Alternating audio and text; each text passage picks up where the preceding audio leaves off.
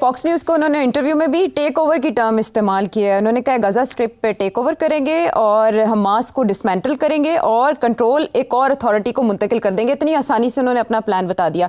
लेकिन सेठी साहब, 80वां general assembly session अगले महीने होने जा रहा है, जिससे पहले फ्रांस ने भी ऐलान किया था कि वो तस्लीम करने जा रहे हैं फ़लस्तीनी रियासत को, और बरतानवी प्राइम मिनिस्टर कीयर स्टारमर ने भी किया ऐलान। अब सभी शशदर हैं कि इस ऐलान के बाद वो क्या रद्द-ए-अमल दें या वो किस तरह से रोकें। तो आपको लगता है कि अभी भी कहीं से मुदाखलत हो सकती है, क्योंकि अमेरिकन प्रेसिडेंट ने तो इसे इसराइल का मामला करार दे दिया है?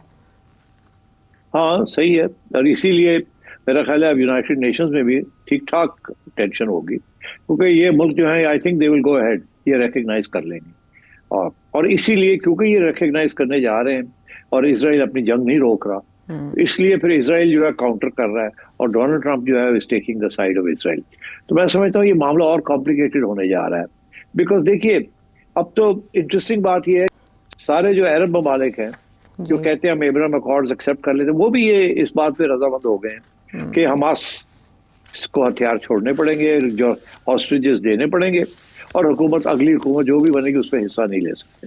हमास के खिलाफ तो सारे हो गए कि वो एक फोर्स है जिसको खत्म किया जाए। जैसे उन्होंने फैसला किया था कि उस फोर्स को जो सपोर्ट कर रहा है ईरान, उसको खत्म किया जाए।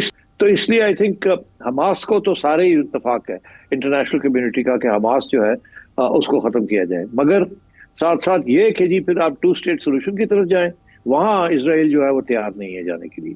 वो तो ये कहता है हम बनाएंगे, सारी एडमिनिस्ट्रेशन भी हमारे पास होगी, सिक्योरिटी भी हमारे पास होगी, तो ये नहीं होगा कि जनाब को ऑटोनॉमी मिल जाएगी 2 स्टेट की। वो इसराइल अभी भी तैयार नहीं है उसके लिए। और दूसरी तरफ हमने देखा कि एक कॉन्फ्रेंस हुई थी जिसमें अरब लीग भी एक स्टेक होल्डर के तौर पर शरीक हुई। उसको को चेयर किया था सऊदी अरेबिया एंड फ्रांस ने, जिसमें बाकायदा प्लान दिया गया था और पहली बार हमास के इकदाम की, अक्टूबर 7 के इकदाम की मजम्मत की गई थी और यरगमाली और मुगवियों की वापसी का मुतालबा भी उसमें किया गया था। तो अब इस ऐलान के बाद सऊदी अरब को आप कहाँ देखते हैं? देखिए, सऊदी अरब को भी तो अपनी सारी चीज सोचनी पड़ेगी ना। सऊदी अरब के साथ जो डील हुई थी वही डील हुई थी यूएई के साथ। यूएई तो उन्होंने तो रिकग्नाइज कर लिया। सऊदीज के लिए ज्यादा प्रॉब्लम है, बिकॉज वहां बड़ी जो सारी पुराना जो सारा सऊदी मौकफ रहा है वो तो बेसिकली बड़ा कंजर्वेटिव कंट्री है और एंटी इसराइल। तो सऊदीज के लिए प्रॉब्लम बनेगा। आपने सही निशानदेही की। पाकिस्तान के लिए प्रॉब्लम बनेगा, सऊदीज के लिए प्रॉब्लम बनेगा। अब सऊदीज क्या करेंगे? सऊदीज तो जो उनका मौकफ है कि 2 स्टेट सोल्यूशन, उसकी गारंटीज दें हमें। अब वो गारंटीज क्या देंगे? डोनाल्ड ट्रंप की कोई बात मानता है? इजराइल की कोई बात मानेगा? ये जो डिक्लेरेशन आया था इसकी वजह से हमास पर काफ़ी दबाव आया था, लेकिन आज के इस ऐलान के बाद हमास ने सख्त रद्द-ए-अमल दिया है और उन्होंने कहा है कि वो इसराइल को किसी सूरत गजा पर मुकम्मल कंट्रोल की इजाज़त नहीं देंगे। हमास के पास क्या ऑप्शंस हैं सेठ साहब? कोई ऑप्शंस नहीं है। हमास जो है वो लड़ेगा। हमास है वहां, हमास लड़ेगा। प्रॉब्लम हमास के लिए ये है कि पहले हथियार आते थे और सपोर्ट मिलती थी ईरान से, और वो सीरिया के जरिए मिलती थी। सीरिया हाथ से निकल गया। ईरान जो है उसको उन्होंने अटैक करके कमजोर कर दिया है और कांस्टेंट उसके ऊपर अब मसला बना हुआ है। इसलिए हमास के लिए अब लड़ाई करना आसान नहीं है। हमास की काफी डिग्रेडेशन हुई है, उनकी लीडरशिप वाइप आउट हो गई है। तो मेरा ख्याल है हमास ये बात तो करेगा कि हम रेजिस्ट करेंगे, छोटी मोटी रेजिस्टेंस चलेगी, बट आई थिंक कम से come for the next 3 or 4 or 5 years Hamas नहीं खड़ा हो सकता विदाउट एक्सटर्नल सपोर्ट। अब वो एक्सटर्नल सपोर्ट तो नहीं है, अब मिलना भी मुश्किल है। तो इसलिए it's going to be difficult for Hamas to have a resistance. अच्छा सेठ साहब, इससे पहले जब ईरान के साथ इसराइल की बात बिगड़ी और अटैक्स हुए दोनों तरफ से किए गए, तो उसमें अमरीकी मुशावरत या रजामंदी हमें कहीं ना कहीं शामिल हाल दिखाई दी। अब ये जो इसराइल ने यूं अचानक ऐलान किया है, इससे मुकम्मल आशीर्वाद अमेरिका की हासिल होगी? नहीं, अमेरिका तो अभी भी ट्राई कर रहा है ना कि यहाँ किसी तरीके के साथ सीज फायर हो जाए, रेफ्यूजीज वापस चले जाएं और अब्राहम अकॉर्ड्स एक्सेप्ट हो जाएं। मगर अब उसके लिए भी मसला बन रहा है ना। अब्राहम अकॉर्ड कैसे एक्सेप्ट होंगे इन हालात में? ये कदम जो उसने उठाया अपनी सर्वाइवल के लिए डोमेस्टिकली, वो इंटरनेशनली मसला बन गया है जी। तो आई थिंक मैं नहीं समझता कि ये मामला जो है ना आगे बढ़ेगा जब तक नेतन्याहू की छुट्टी नहीं होगी, जब तक इसराइल के अंदर नई लीडरशिप नहीं आएगी जो एक सेटलमेंट करने के लिए तैयार है, ये मामले और भी गंभीर होंगे, और भी कॉम्प्लिकेटेड होंगे और लड़ाई झगड़े चलते रहेंगे। डोमेस्टिकली भी उन्हें रिएक्शन का सामना करना पड़ सकता है, क्योंकि बेंयामिन नेतन्याहू के सर्वाइवल का ये मामला था जिसके सबब उन्होंने ये बड़ा फैसला किया, जिसके बाद आलमी सतह पर रद्द-ए-अमल आने का सिलसिला जारी है। और United nation general assembly session के मौके पर भी हम देख सकते हैं कि मुख्तलिफ ममालिक अपना बहरहाल ये तो थी मशरिक़ वस्ता की सूरत हाल। और अब हम आगे बढ़ते हैं और बात करते हैं कुछ आलमी जराइद की, जो आलमी जराइद रिपोर्ट कर रहे हैं पाकिस्तान और इंडिया के मामलात को लेकर कि सीज़ फायर अमेरिका ने करवाया और इस बारे में मुख्तलिफ क्लेम्स किए गए। और उसके बाद सेठी साहब ने एक शो में बाकायदा इस बारे में बात की थी कि G7 से वापसी पर नरेंद्र मोदी जी को मदऊ किया था अमेरिकन प्रेसिडेंट डोनाल्ड ट्रंप ने, कि वो चाहते थे कि किसी ना किसी बहाने से ये दोनों आपस में एक चेयर पर बैठ जाएं। फील्ड मार्शल जो वहीं अमेरिका में मौजूद थे, नरेंद्र मोदी G7 से वापसी पर, लेकिन उन्होंने कन्नी कतराई, वो निकल गए।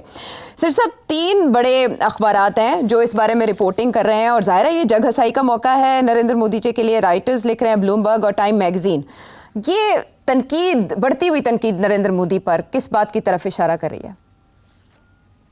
देखिए, वो लोगों का ये कहना है कि नरेंद्र मोदी ने ट्रंप को पढ़ा नहीं। पाकिस्तानियों ने पढ़ लिया कि ट्रंप क्या चीज़ है, क्या चीज़ उसे खुश करती है, कैसे उसे अपनी तरफ लेके आना है। नरेंद्र मोदी ये पढ़ नहीं सके, सीख समझ नहीं सके डोनाल्ड ट्रंप को, जिसकी वजह से ये नरेंद्र मोदी और इंडिया को नुकसान हो गया है। और अब वो जो हाथ पैर मार रहे हैं, कभी चाइना जा रहे हैं, कभी रशिया जा रहे हैं, कभी आंखें दिखा रहे हैं, कभी फिर पीछे हटते हैं, कभी कहते हैं हम तो बबी भी निगोशिएट करेंगे, कभी कहते हैं देख लेंगे हम, ये होते कौन है वगैरह।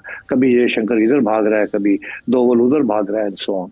और आप जनाब चाइना पहुंच रहे हैं। तो मतलब ये है कि ये हाथ पैर मार रहे हैं, ये सिग्नल दे रहे हैं डोनाल्ड ट्रंप को कि हम खड़े हैं, आपने ज्यादती की है, फिर हम आपसे अलग होके हम दूसरे कैंप में भी जा सकते हैं।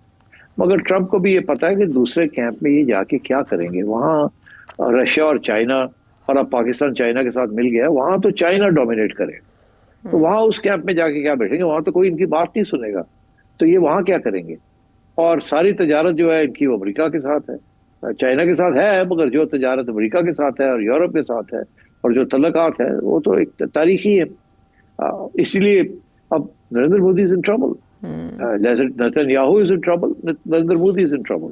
और मैं आपको बता दूं, Donald Trump will get into trouble also, क्योंकि उसके जो 3 मकासद हैं वो अगर पूरे ना हुए तो within 6 months to a year Donald Trump की भी कश्ती जो है ना वो हिलनी शुरू हो जाएगी, और लोग दलेर हो जाएंगे उसके खिलाफ, क्योंकि वॉर्स तो वो एंड कर नहीं सका। फॉरएवर वॉर्स जो है, मागा जो है वो बना नहीं सका। कोई industry is not going to move back to America. वो बातें हो रही है जी कि एप्पल आ गया, एप्पल ये करेगा वो करेगा, कोई नहीं, बातें हैं ये। कोई सब इंतजार में बैठे हैं कि ये चाइना के साथ क्या फाइनल सेटलमेंट होती है और कितनी लॉन्ग टर्म सेटलमेंट होगी या नहीं, डोनाल्ड ट्रंप बचता भी है कि नहीं बचता। और इसलिए मैं समझता हूँ कि कोई प्रोग्रेस डोनाल्ड ट्रंप की नहीं हो रही, is failed on all accounts. ना वो अमेरिका को बड़ा ग्रेट बना सका है, इनफैक्ट अमेरिका की स्टैंडिंग इंटरनेशनली गिर गई है। मेक अमेरिका ग्रेट अगेन, उसका एक पहलू इंटरनेशनल है, एक डोमेस्टिक है। डोमेस्टिक में कीमतें बढ़ने जा रही हैं, शॉर्टेजेस होंगे इन द इंटरिम पीरियड, आवाम खुश नहीं होगी। और जो टैक्स ब्रेक्स देना चाह रहा है वो अमीरों के लिए देना चाह रहा है, मिडिल क्लास और लो लोगों के लिए तो देना नहीं चाह रहा। तो वहां भी एक लावा पकड़ा है, और इसलिए वो डेस्परेट होता जा रहा है कि किसी तरीके के साथ यूक्रेन में जंग बंद कराई जाए और इसराइल और पैलेस्टाइन के अंदर भी सीज फायर कराई जाए, और दोनों जगह पे प्रॉब्लम्स उसको आ रहे हैं। तो इसलिए वो धमकियां भी देता है, पीछे भी हटता है, फिर धमकी देता है, फिर कहता है नहीं होने जा रहा है, ये हो रहा है, वो हो रहा है। I think we have to wait and see. इसका जो असली यक्का है ना, एस, वो पुतिन के पास। That is not with China, that is not with India, that is not with Netanyahu, that is with Putin.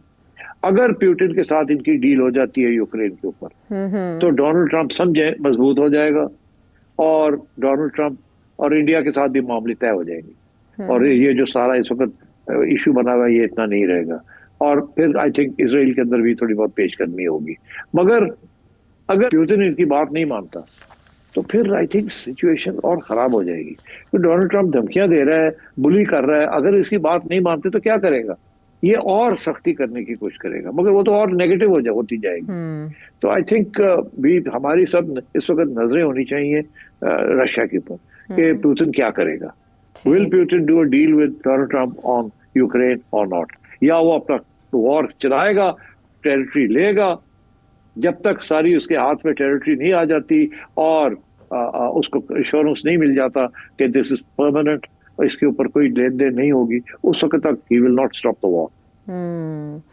बहुत से शशपंज हैं इस नौइयत के मामलात में, लेकिन सिट साहब जिस तरह से आपने रूस का तस्करा किया, एक यक्का तो इज़राइल के हाथ में भी है, और इस सिचुएशन में जब तलखी है और नरेंद्र मोदी कहते हैं कि ऑपरेशन सिंदूर जारी है, तो बेंयामिन नेतन्याहू ने भारतीय सहाफ़ियों से गुफ्तगू करते हुए कहा कि उन्होंने वेपन्स दिए थे ड्यूरिंग ऑपरेशन सिंदूर जो इस्तेमाल हुए पाकिस्तान के खिलाफ। तो इस पर पाकिस्तान का रद्द-ए-अमल क्या होना चाहिए? पाकिस्तान का रद्द-ए-अमल तो पाकिस्तान को तो पता है, आज से नहीं पता, कब से पता है।